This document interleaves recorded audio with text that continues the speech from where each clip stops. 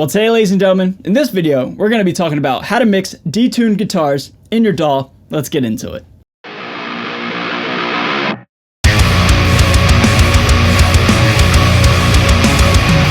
So what is going on, everybody? Thank you so much for joining me for today's video. My name is Ray. I'm a guitar player here on YouTube, and this video is going to be a lot of fun because not only are we going to be learning something, but I also have a cool new guest here on the channel and a cool little collab going on, and I can't wait to introduce the channel and the gentleman behind the channel, alright? So at the time of filming this video today, my band Luna Muerta put out our brand new song Fragments that came out, 2 days ago? And first off, I just have to say a huge thank you to everybody. You guys are so kind and so generous to not only check out the song, but also the positive feedback is amazing. I appreciate you guys so much. But I want to introduce the gentleman who not only did my guitar tones, but also mixed and mastered the song in its entirety, all right? And that gentleman is Bobby from the almighty Frightbox Recording up in Central/North Jersey. So Bobby is the man up there in Jersey. He's been killing it for quite some time, and he's certainly making a name for himself, not only in person in Jersey, but also here on YouTube. So I'll leave a link down below to his channel so you guys can all subscribe and check it out. A lot of great information, and it's always good to have a brand new fresh face to learn how to mix and how to make yourself sound good, right? From this point on in this video, Bobby's actually going to be taking it from here. He's going to be showing you how he mixed the song Fragments and how he mixed my guitar tones for that song, all right? So without further ado, Bobby, take it away. Thank you so much, man, and you know, you're the man. Hello, Ray. Thanks so much for having me on the channel. Now, if anyone out there records and mixes their own music, I'm sure you know how challenging it can be. There's just so much information out there, it can sometimes be overwhelming. And I find this to be true, especially when it comes to mixing heavy guitars. How do you EQ them? How do you compress them? How do you route them? There seem to be a whole lot of different opinions, but not a whole lot of crystal clear answers. Now, just recently, I mixed 2 songs for Ray's new band, Luna Muerta, and I'm thrilled with the results. And I absolutely cannot wait to share with you some of the mixing tricks that I used in these songs, not only because I'm very happy with the results, but because all I used was a basic DAW and a handful of plugins. That's it. If you do your own home recording and you own a DAW, you can accomplish anything I share with you in this video. So without any further ado, I'm gonna play a section of the song and then I'm gonna dive deep and explain to you exactly how I achieved the guitar tone in this song. Let's check it out.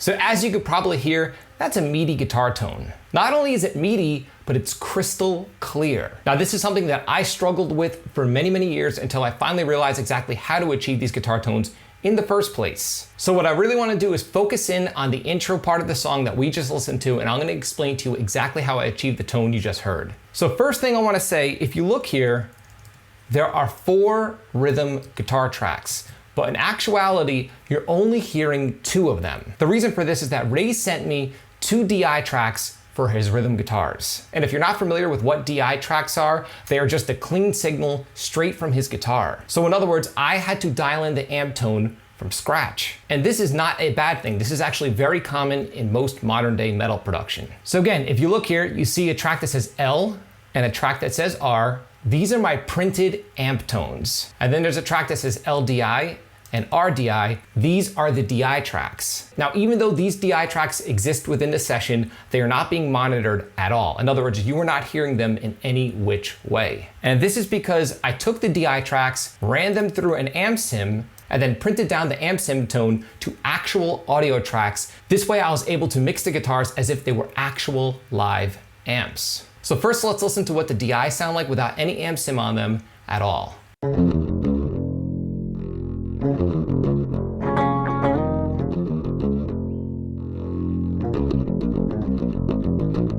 So as you can hear, it just sounds like a clean guitar track. What I then did was ran them through my amp sim plugin, dialed in a tone that I was happy with, and then committed the tracks so they were actual audio. And here's what the resulting guitar tone sounds like in solo.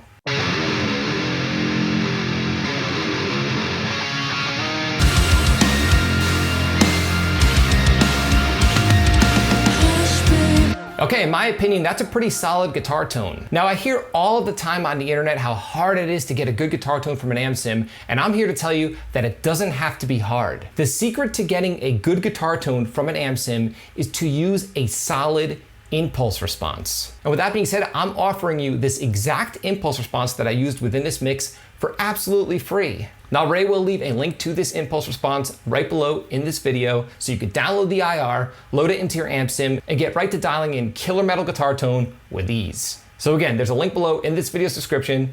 Download the IR and have fun with it. So like I was saying, the DI tracks are not being used at all, so as a matter of fact, I can actually make them inactive, and I will hide them. Now, I did do a little bit of EQing and compressing on my guitar tracks just to help fit them into the mix. So I find that the less is more when it comes to mixing guitars, and the less EQ you use, the better. So what I have is both of these rhythm guitars, which are both panned hard left and hard right, being sent to a guitar submix, which is right here. On my guitar submix, I have a little bit of EQ. I'm rolling off everything below around 80 Hertz and everything above 12K. This helps make room for the kick drum and for the cymbals. Because remember, guitars are fundamentally mid-range instruments. You don't need a ton of super low end and a ton of super top end. Most of the tone, again, comes from the mid-range. Now, aside from that, I just have a little bit of a dip in the lower mids and a little bit of a dip in the upper mids. Nothing crazy, no extreme cuts or boosts. And this is because if you dial in a solid guitar tone at the source, you don't have to do any extreme corrective EQing. And a huge part of this comes down to the impulse response that I used. The impulse response is a custom IR that I captured out of my studio of my favorite Mesa Boogie cabinet with V30 speakers. Now, aside from that EQ, I have a little bit of multi-band compression that's just there to control some of the palm mutes. And the way that I compress only the palm mutes is to compress only the range from around 90 Hertz to roughly around 200 Hertz. This makes the compression very transparent and you really don't even notice it as a listener. It only kicks in when the palm mutes get out of control, because if you've ever tried mixing heavy guitars, I'm sure you know by now just how out of control palm mutes can get. Again, if you look at this multi-band compressor, I have the first band bypass because I'm not compressing the low end. I have the third band bypass because I'm not compressing the upper mids. And I have the fourth band bypass because, again, I'm not compressing the high end. I'm only compressing the low end from around 90 Hertz to roughly around 200 Hertz. That's it. Now, I do have one last plugin in my chain. It's a trim plugin, but it's not doing anything to the sound. I only use it for volume automation. So in other words, it's just a little bit of extra control if I want to automate any of the parts when it comes to volume. That's it. It has nothing to do with guitar tone. Now, this is how I handle my rhythm guitars. And as you probably know, rhythm guitar tone is the most challenging aspect to guitar mixing. I found that overdubs and lead guitars are always a little more forgiving. But even though they're easier to mix, I'm gonna dive in and show you my approach to lead guitars. So right before the second chorus, there's this cool guitar layer that kicks in that's more of a lead guitar, and I treat the guitar a little differently, and I'll show you exactly how I go about it. So let's take a listen to it, and I'm gonna dissect exactly how I approached mixing this extra guitar track. Let's check it out.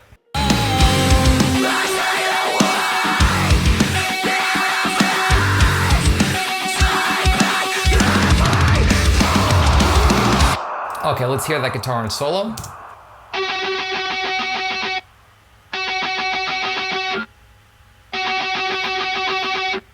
Okay, so as you can hear, it's panned center. It's not panned on the hard left or hard right like my rhythm guitars. And it's a little more mid-rangey, even more mid-rangey than my rhythm guitars. And this is because my rhythm guitars are already a little fatter in the low end and top end. Because my rhythm guitars are already sounding thick and full, we need to make these leads cut through in the range that human beings are most sensitive, and that's the mid-range. So let's take a look at the processing on this track. Just basic EQ, no compression, nothing else. Very simple filtering. Now, unlike my rhythm guitars where I filtered out everything below around 80 Hertz, with this lead guitar track, I'm filtering out everything below 190 Hertz. So I'm removing even more low end than I was in my rhythm guitar tracks. I'm also filtering out more top end. And in this case, I'm filtering out everything above 5K. Now, if you remember on my rhythm guitars, I was filtering out everything above around 12K. So just to compare, here is my lead guitar EQ, and here is my rhythm guitar EQ. As you can tell, I'm allowing a lot more low end in my rhythm guitar and a lot more top end, whereas the lead guitar is way more focused in the mid range. And the one other difference is that I'm sending my rhythm guitars to a submix and EQing both tracks at the same time. The rhythm guitars have no EQ or compression on the individual tracks at all. They're both being EQ'd and compressed at the same time, again on that submix. The lead guitars I EQ individually because different layers require slightly different EQ curves, and it just makes more sense to treat the lead guitars separately. So in general, my lead guitars are being sent directly to the output, not to a submix. So with that being said, let's take a listen to the sample once more and see what we have.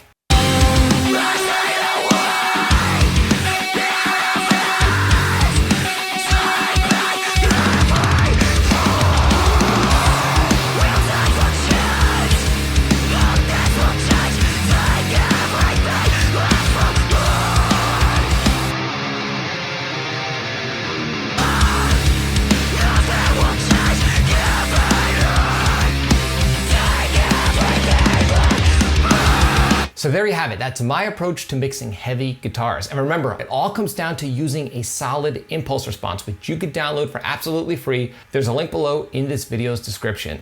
So Ray, thanks again for having me on your channel, and I hope you found this informative. And I hope it makes mixing metal guitars a lot easier and much more clear for you and anyone else watching. Thanks again.